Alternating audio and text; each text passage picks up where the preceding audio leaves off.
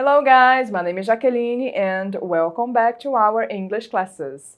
Olá pessoal, meu nome é Jaqueline e sejam bem-vindos à nossa aula de inglês. Nós vamos continuar hoje trabalhando com nossas revisões, então vamos continuar revisando o conteúdo que nós aprendemos aqui nas nossas videoaulas, ok?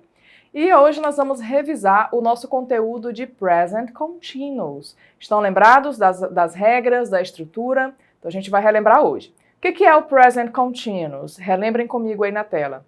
O Present Continuous Tense é um tempo verbal que deve ser usado para expressar uma situação que está em progresso, ou seja, uma ação que ainda está acontecendo. Então é aquela ação que está sendo feita no momento da fala, certo? Esse é o Present Continuous.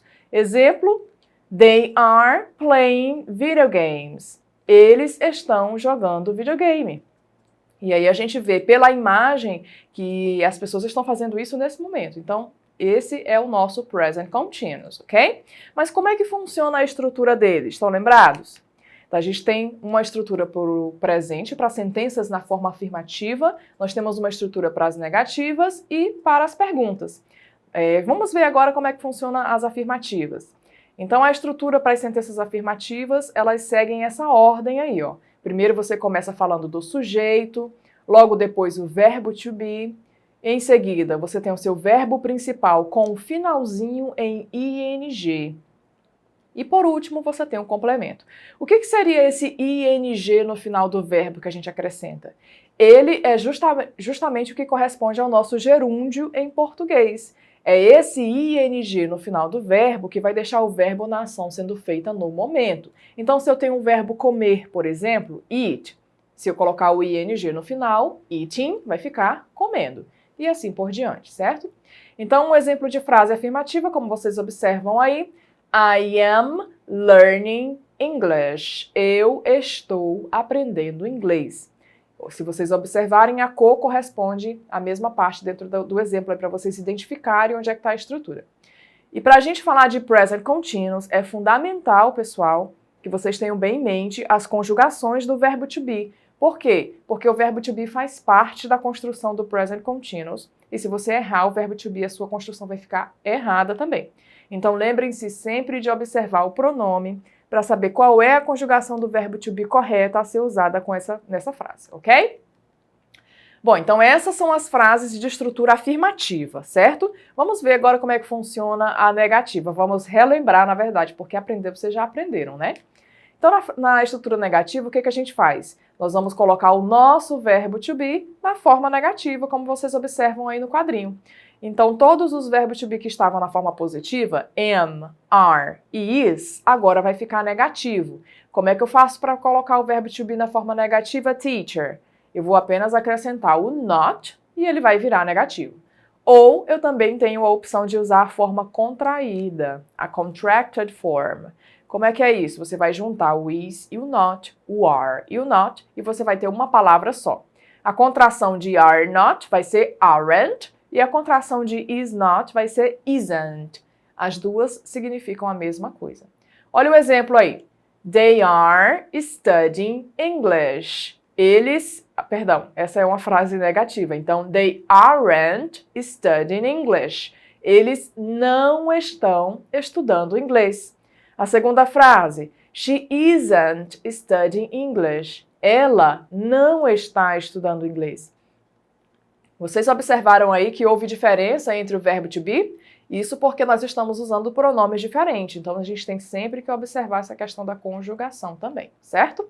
O que é importante para estar correta a sua estrutura de Present Continuous? Além, claro, dos outros passos, é observar se o verbo to be está correto e se você acrescentou o ing no final do seu verbo, ok? Bom, já vimos as sentenças afirmativas e negativas. Como é que faz para fazer uma pergunta agora? Fácil, né? Para a gente fazer perguntas no Present Continuous, a gente vai usar aquela mesma regra que nós usamos com as perguntas com o verbo to be, que é o quê? A gente vai trocar as palavras de lugar. Observem aí na tela esse exemplo, então. A frase afirmativa é He is studying English. Ele está estudando inglês. Na forma de pergunta, eu vou trocar o pronome e o verbo to be de lugar. Então, agora eu vou colocar o verbo to be na frente da frase e isso vai virar uma pergunta.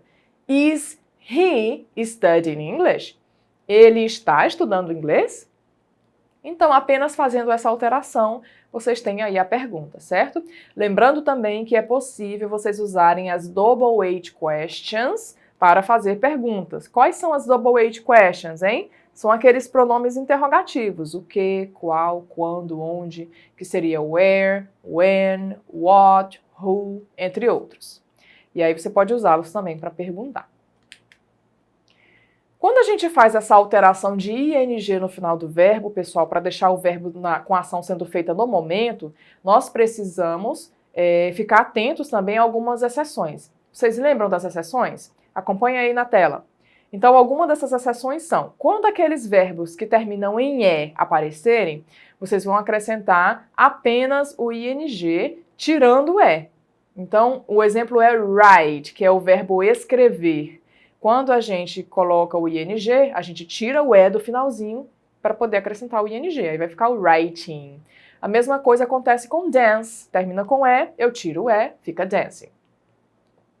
Outra exceção são aqueles verbos que terminam em consoante, vogal, consoante, que nós chamamos de CVC. E o que acontece quando o verbo termina em consoante, vogal, consoante? A gente vai dobrar a última letra dessa palavra e só então acrescentar o ing. Por exemplo, a palavra run, que é correr, termina com N, U, R, consoante, vogal, consoante. Então a gente vai dobrar o N, que é a última letra, e só então colocar o ing.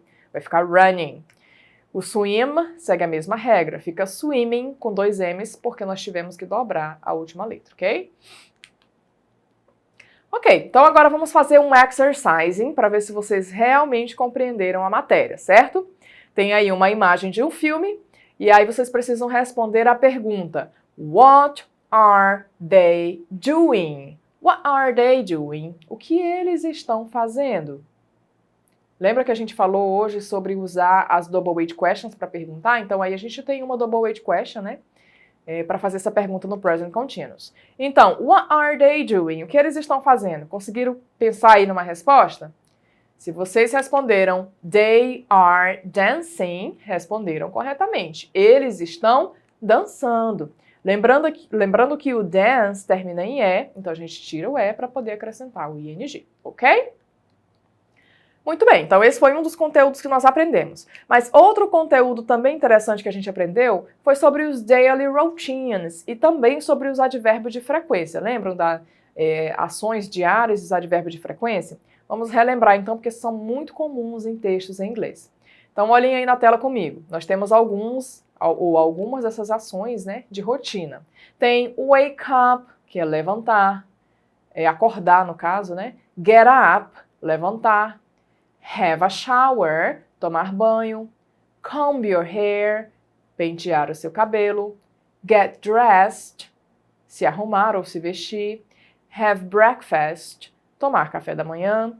Brush your teeth, escovar os dentes. Go to school, ir à escola. Have classes, ter aulas. Have lunch, almoçar. Go back home, voltar para casa. Do your homework, fazer o seu dever de casa. Have dinner, jantar. Watch TV, assistir TV. E go to bed, ir para a cama. Lembrando, pessoal, que vocês podem depois também fazer pesquisas sobre outras ações, talvez até coisas que vocês costumam fazer e que não apareceram aí. Então, o que são? As daily routines. São as palavras e frases que nós usamos para falar sobre ações que nós sempre fazemos. Para formar frases que falam de rotina diária, a gente usa a estrutura do Simple Present, que inclusive nós já revisamos aqui nas nossas aulas, certo? Então lembrem-se sempre daqueles detalhes do Simple Present para usar com os daily routine. Exemplo, I wake up early every day. Eu acordo cedo todo dia. E ela, she wakes up early every day. Ela acorda cedo. Lembra que a gente tem que colocar um S no verbo quando a gente fala de terceira pessoa na forma afirmativa? Então relembrem lá as regras do Simple Present, ok? Advérbio de frequência, pessoal, estão lembrados? Os advérbios de frequência são aqueles que a gente usa para indicar a frequência das ações. Então, esses advérbios de frequência, eles vão de 100%, que seria o always, sempre, até o 0%, que seria o never, nunca. Então aí vocês relembrem aí na tela alguns desses advérbios de frequência. E o importante vocês lembrarem é a posição onde esses advérbios de frequência aparecem. Como vocês veem aí no exemplo, ó, o primeiro, I never go to the beach. Eu nunca vou à praia. Esses advérbios de frequência vêm sempre antes do verbo principal da frase, ok? Então vamos ficar atento a isso.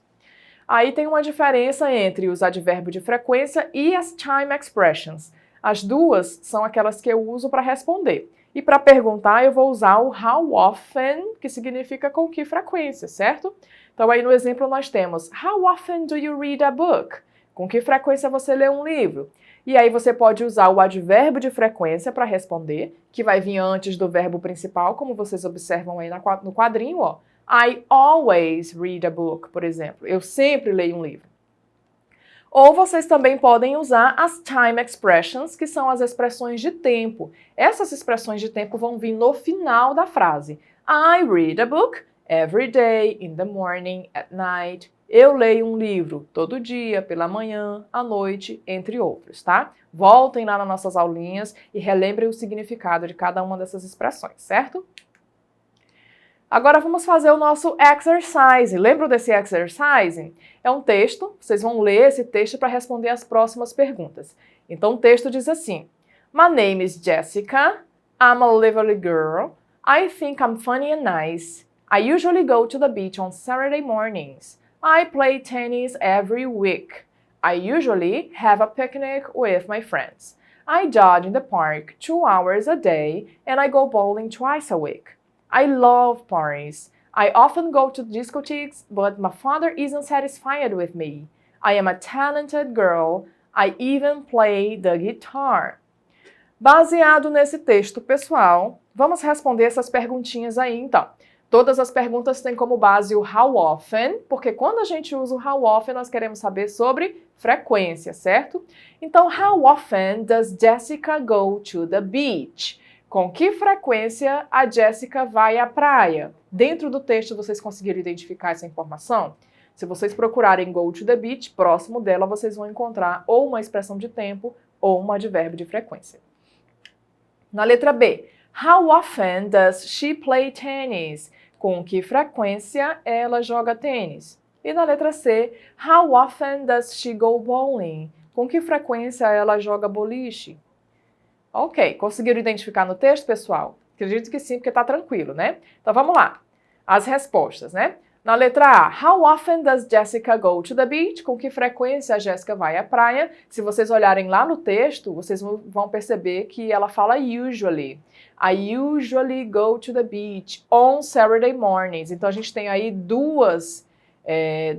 tem tanto um advérbio de frequência quanto uma expressão de tempo. Então vocês poderiam usar as duas, tá? Na resposta eu coloquei she usually goes to the beach.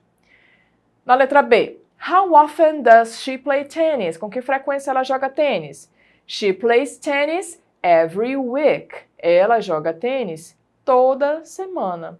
E por último, how often does she go bowling? She goes bowling twice a week. Ela vai jogar boliche 2 vezes por semana, ok?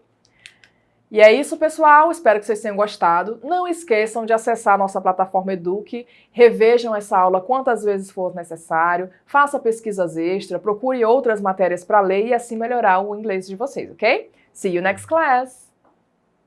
Certinho.